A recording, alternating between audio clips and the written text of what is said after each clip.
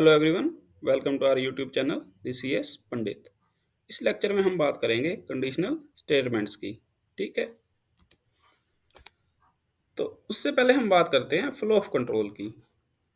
तो ये क्या होता है? This refers to the order in which the program statements are executed.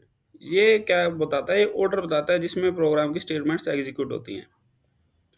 ठीक है, ऑर्डर मीन्स क्या होता है? अभी तक हमने जो भी लाइन्स लिखी है ना, प्रोग्राम्स लिखे हैं, उसमें इसने फॉलो किया सिक्वेंशियल ऑर्डर। सिक्वेंशियल ऑर्डर का मतलब क्या होगा? Statements are executed one after other in the order they appear in the script. मतलब जिस ऑर्डर में लाइन्स आ रही हैं उसी ऑर्डर में वो एग्जीक्यूट हो रही हैं। जैसे हमने लिखा प्रिंट हेलो, प्रिंट वर्ल्ड, तो उसने पहले हेलो प्रिंट किया, फिर वर्ल्ड प्रिंट किया। तो इसमें क्या है? सिक्वेंशियल ऑर्डर है। पहले फर्स्ट लाइन, फिर सेकंड लाइन। अगर 10 लाइन होंगी तो first, second, third, fourth up to 10th। इस टाइप से एग्जीक्यूट होती है सिक्वेंशियल। ये क्या होता है? बाय डिफॉल्ट होता है। इसमें हमें कुछ करने की जरूरत नहीं होती है। अब तक हमने जो लिखी है वो ऐसे ही एग्जीक्यूट हो रही हैं। पर हम क्या करना चाहते हैं? फ्लो कंट्रोल को मैनेज करना चाहते हैं। फ्लो ऑफ कंट्रोल को मैनेज करना चाहते हैं, उसको चेंज करना चाहते हैं।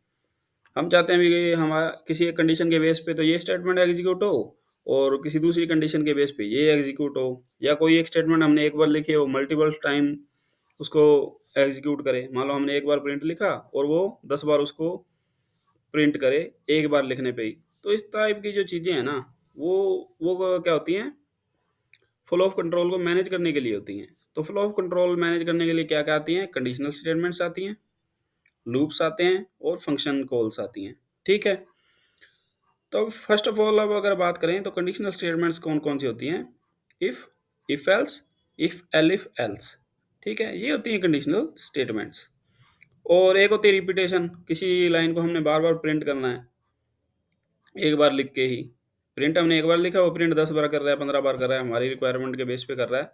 उसके लिए क्या लूप्स होते हैं? For loop, while loop. इस लेक्चर में हम बात करते हैं कंडीशनल स्टेटमेंट्स की। ठीक है, कंडीशनल स्टेटमेंट्स, इनको कंट्रोल स्ट्रक्चर भी बोलते हैं, क्योंकि इसमें जो फ्लो ऑफ एग्जीक्यूशन है उसको हम कंट्रोल ही तो करते हैं ना। ठीक है, तो इसको कंट्रोल स्ट्रक्चर भी बोलते हैं, कंडीशनल स्टेटमेंट्स भी बोलते हैं, और कई जगह इनको सिलेक्शन भी बोला जाता है। ठीक है, हम सेलेक्ट करते हैं हम कौन सी लाइन को एग्जीक्यूट करना चाहते हैं, या हम कंट्रोल करते हैं, इसलिए इनको कंट्रोल स्ट्रक्चर भी बोला जाता है। ठीक है, तो इसमें क्या होता है? जो हम कंडीशन लगाएंगे ना, वो दो ही वैल्यू देगी बुलियन वैल्यू में से, या तो ट्रू या फॉल्स। ठीक है, तो उन ट्रू और फॉल्स जो रिटर्न कर दिया उसके बेस पे हम अपना जो है प्रोग्राम का एग्जीक्यूशन करते हैं। ट्रू आई तो ये होगा, फॉल्स आई तो ये होगा। ठीक है, तो सबसे पहले बेसिक जो होती है इफ स्टेटमेंट होती है। कौन सी होती है? If statement. If statement, this is the simplest form of conditional statement. तो ये क्या सिंपलेस्ट फॉर्म है कंडीशनल स्टेटमेंट की? सबसे बेसिक फॉर्म है ये।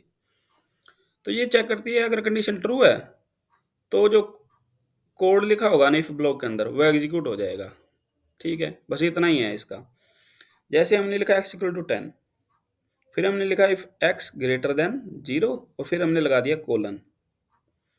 ठीक है, ये कोलन लगा दिया। फिर यहाँ पे हमने दी इंडेंटेशन। इंडेंटेशन मतलब स्पेस, हम टैब प्रेस कर देते हैं तो उसको इंडेंटेशन बोलते हैं। फिर हमने लिखा प्रिंट x इज पॉजिटिव। तो ये होगी बेसिक इसकी इफ स्टेटमेंट। इसमें हमने क्या लिखा हुआ? x इक्वल टू 10, अगर x ग्रेटर देन 0 है तो ये प्रिंट कर दे, तो x ग्रेटर देन यहाँ पे 0 है तो ये प्रिंट कर देगा। इसको हम ना प्रैक्टिकली देखते हैं। तो हम एक न्यू फाइल ले लेते हैं, न्यू फाइल। इसमें हम इसको सेव कर लेते हैं पहले। डी ड्राइव के अंदर पाइथन प्रोग्राम्स नाम से फोल्डर है, लिख लेते हैं अंडरस्टैंडिंग इफ स्टेटमेंट। ठीक है, .py, इसको सेव कर दिया। अब हम देखते हैं, जैसे हमने लिखा x इक्वल टू 10, फिर इसका सिंटेक्स कैसे होता है? हमने लिखा इफ, फिर हम लिखेंगे x ग्रेटर देन 0, फिर इसके बाद आता है कोलन। क्या आता है? कोलन। ये इसका सिंटेक्स है, ये ऐसा ही लिखा जाएगा। ठीक है, तो इसके बाद ना हम यहाँ पे नहीं लिख सकते इसको। यहाँ पे लिखोगे ना तो अभी पहले लिख लेते हैं। जैसे हमने लिखा x इज पॉजिटिव, हमने इसको सेव कर दिया। ठीक है, हम इसको अगर रन करेंगे ना तो ये सिंटैक्स एरर देगा। Expected and indented block after if statement on line 2। तो ये क्या कर रहा है, ये इंडेंटेशन एक्सपेक्ट कर रहा है।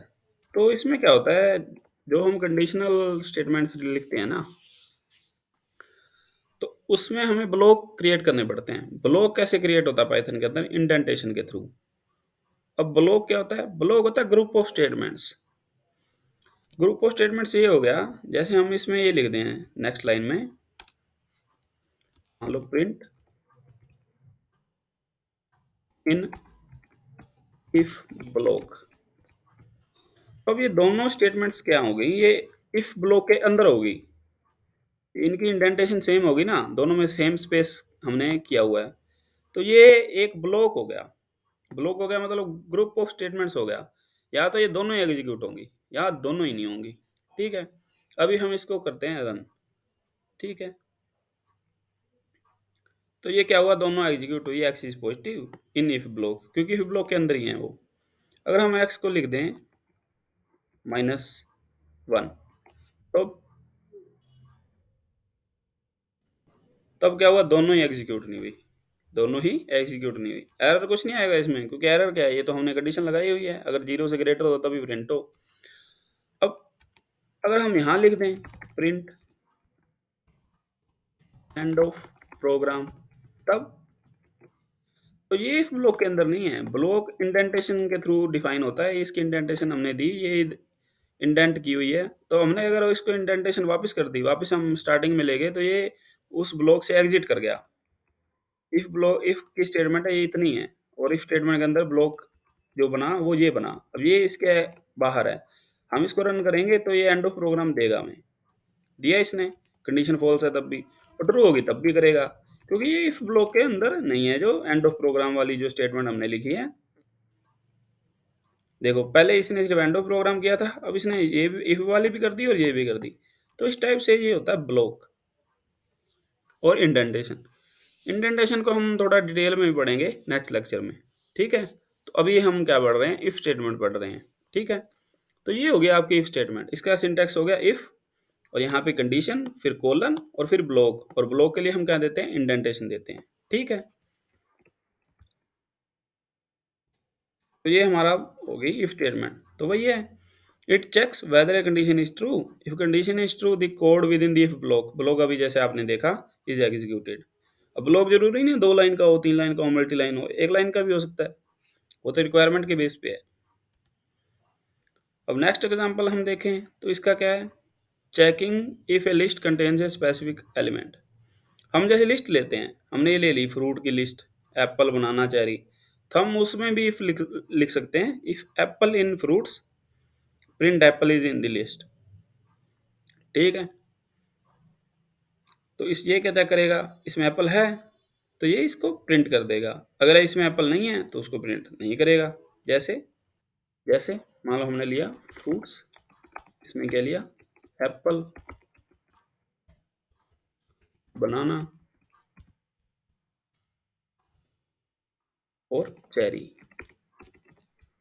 ठीक है, हम चेक कर रहे हैं इफ एप्पल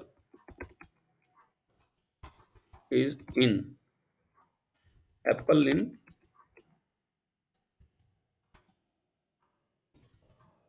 फ्रूट्स, तो क्या करे, प्रिंट कर दे apple is in the list. ठीक है,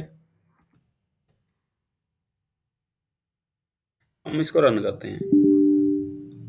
ये देखो, ये हमने चेक कर दिया, यहाँ पे कॉलन लगाना था, तो हम कॉलन लगा देते हैं। अब इसको रन करेंगे, इसने क्या दे दिया, Apple is in the list. अगर हम यहाँ पे ये लिख दें कीवी, तो यहाँ पे भी हम लिख देते हैं kiwi is in the list. तो क्या हुआ,